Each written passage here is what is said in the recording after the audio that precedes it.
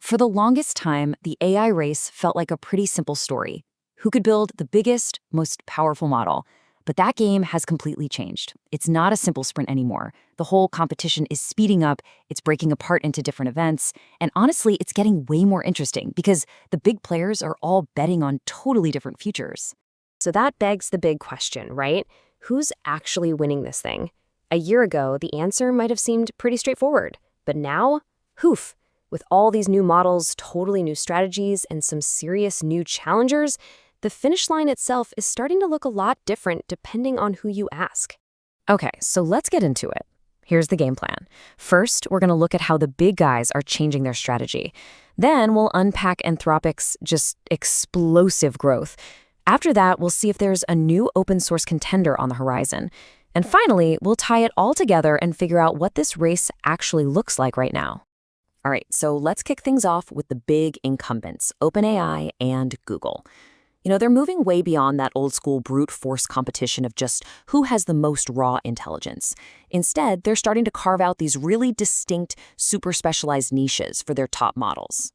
So first up, let's look at OpenAI. They just dropped a new model called Codex Spark. And listen, don't get it twisted. This thing is built for one reason and one reason only: pure, blazing, unadulterated speed. And when we say speed, we really mean it. We're talking 1,000 tokens per second. To put that in perspective, that's about 15 times faster than the model it replaced. And this isn't just about, cutting down on your wait time. No.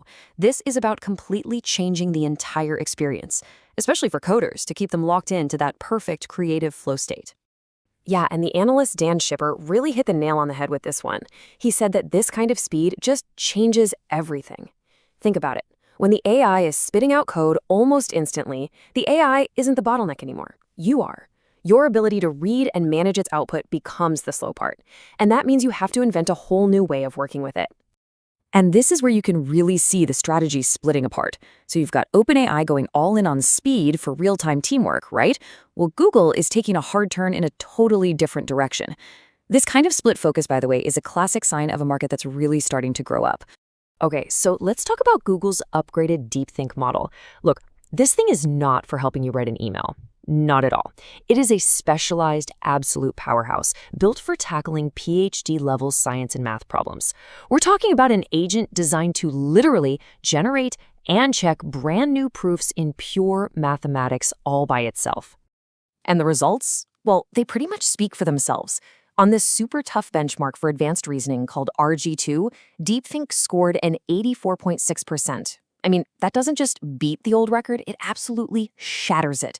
This is not just a little step forward, we're talking about a massive, massive leap in pure reasoning ability. So, okay, you've got the giants specializing, right? One's going for speed, the other for deep science.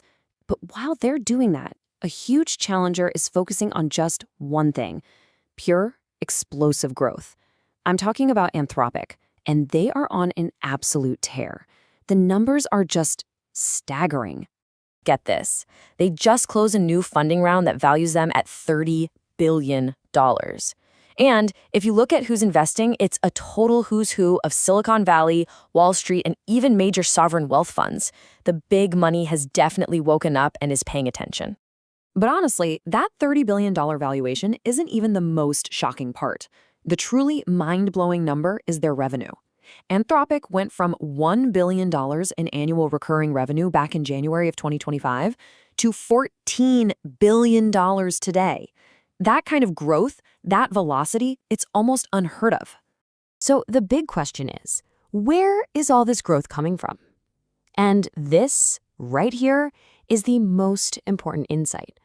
A whopping 79% of Anthropic's customers are also OpenAI customers.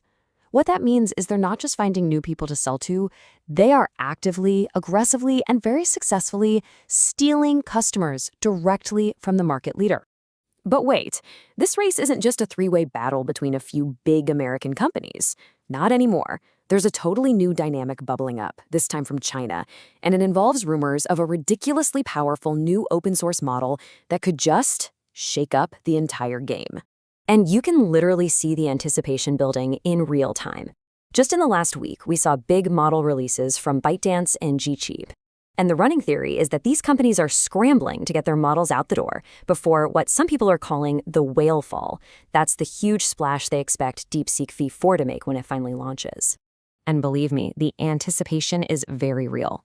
Even people who've been skeptical about open source AI for years, like the analyst Sean Wang, are sitting up and taking notice. He actually said that DeepSeek V4 might be the moment I really change my stance. I mean, that is a huge signal. It tells you this thing could be a real, genuine threat to the big closed source models.